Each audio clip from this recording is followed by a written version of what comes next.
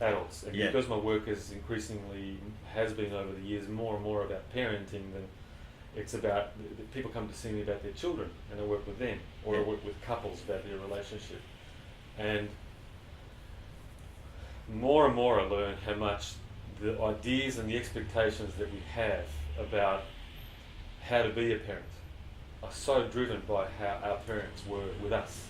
Yeah. And if we didn't have parents, then whoever was taking care of us, or whoever was around, as the big role models, the big influences when we were little.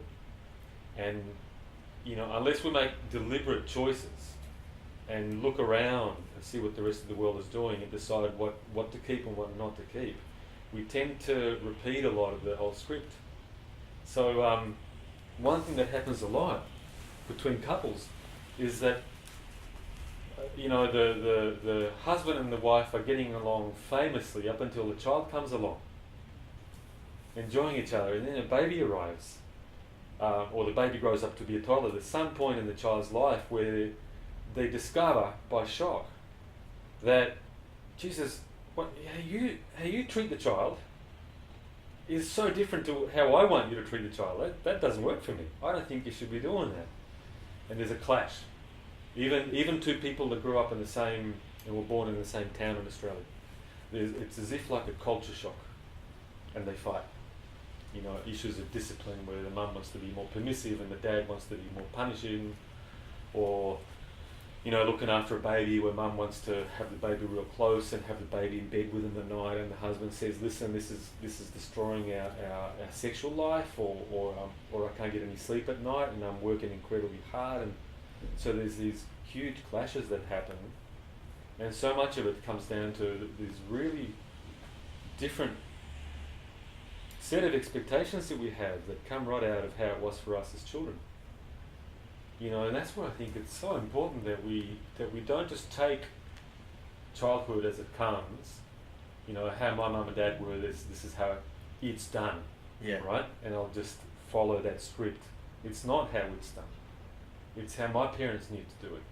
If you really look around, the variance is enormous, and that means that we have the freedom to. Okay, I won't say freedom to choose, because your children, there's different things that they need from us. But we can, there's room to learn and, in fact, hopefully improve. I will say generally improve on the way that our parents